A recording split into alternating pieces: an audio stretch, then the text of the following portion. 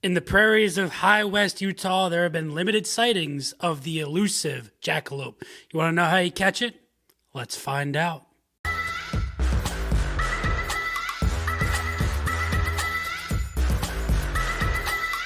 What is going on, everybody? Nathan here with the Everyday Drinker, but he has a brand new video. Today, we're reviewing the elusive, the highly sought after High West Bourye. Now, this bottle right here is a limited release from High West out of Utah. It's using a blend of a couple of bourbons and a couple of rye whiskeys and putting them together, blending them, and that's how you get a Bourye. That's right, a bourbon and a rye become one in marriage, and they live happily ever after in this bottle and then poured in your glass. That's right. So today we're doing a review of it. This bad boy comes in at a whopping 92 proof. This is batch number 25A30.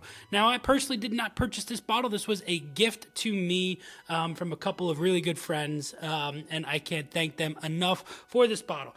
I can personally tell you I've never seen this bottle in the wild, and well, we've had some people say that the newer releases of the High West Bourye are not as good as the older releases. So I'm going to be the one to tell you if this is any good. Speculation is that it's 8 to 10 year bourbons and ryes blended together. Previously, they were saying that there were 12 to 14-year-old bourbons and ryes.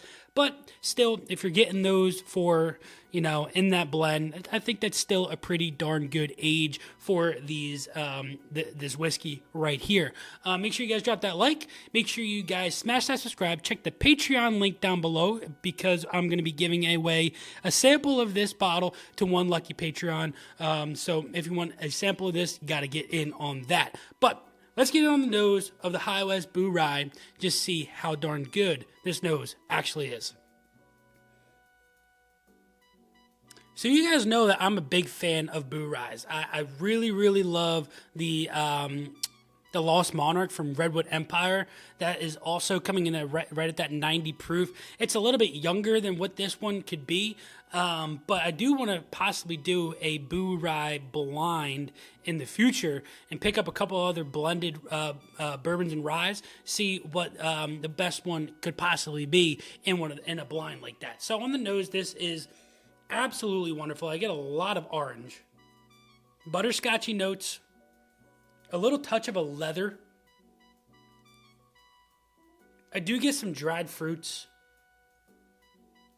and then some really nice floral notes, like a little bit of a honeysuckle, because I'm getting some honey, but I'm getting that sweetness from flowers as well. The orange note does come through very, very prevalent on this, though. It's really, really upfront and probably the strongest note on this whiskey. It does give off a little bit more of like an ethanol punch for a 92 proof whiskey as well.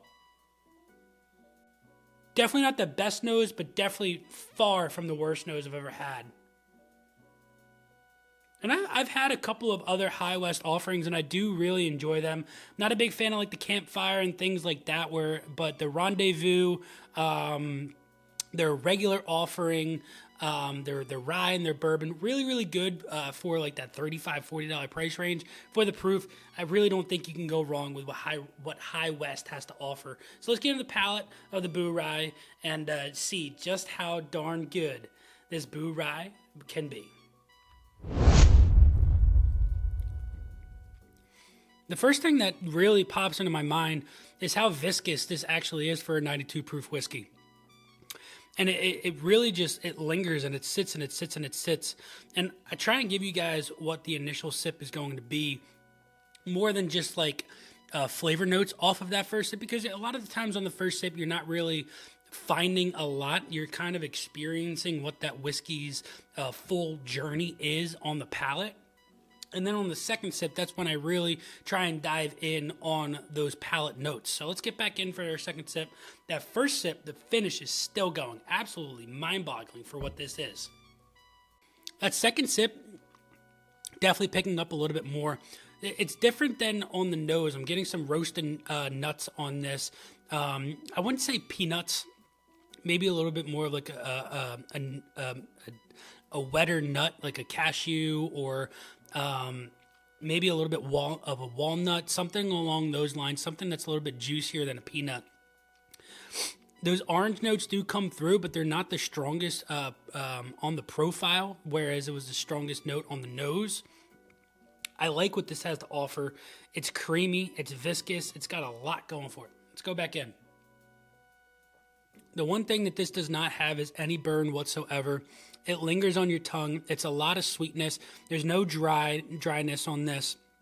It really, really gives you a really nice experience from the beginning of the nose all the way into the end of the finish, because it just, it takes those rye aspects, because you get a little bit of a spice, but then it brings in those bourbon notes that everybody seems to love, the sweetness and everything from the bourbon, and just brings it into this really nice, happy middle ground where they're not really fighting, but they're really blending very, very well. And you get that sweetness in the beginning into the middle palate where you get a little bit of that spice. And then on the tail end of the finish, each sip you might get a little bit of something different where you might tail off into that spice, but then it might tail off and switch back over to that sweetness. And it's really, really fun knowing that a whiskey can actually do that sip to sip. The elusive jackalope is a really, really fun thing with this bottle as well. Brings in a really cool story. If you don't know what a jackalope is, I highly recommend you look it up because they're very, very elusive. Just like this bottle. Now, if you find this bottle on somebody's shelf at a store, I would definitely recommend picking it up. You won't be disappointed. Is it the best sip I've ever had in my life? Absolutely not. But knowing it's a limited release, knowing that the whiskey inside the bottle is actually really good whiskey, I will bet my bottom dollar that this is going to be a really good sip for 90% of you out there. Even for rye drinkers, if you're not a big bourbon guy, this is going to be a sip for you. Even if you're a bourbon drinker and you're not a big rye guy, this might get you and spark your fancy for ryes, because that's what Lost Monarch did, and that's why I've been really intrigued with these Bourye blends, because this one is really, really good. Like I said, join in on that Patreon if you want to get a sample of this bottle, because I'll be giving one away to one lucky Patreon. Smash that subscribe button. Leave a comment down below on what your thoughts are on Bourye blends with the American whiskeys. And until next time, this has been Nathan with The Everyday Drinker. Cheers.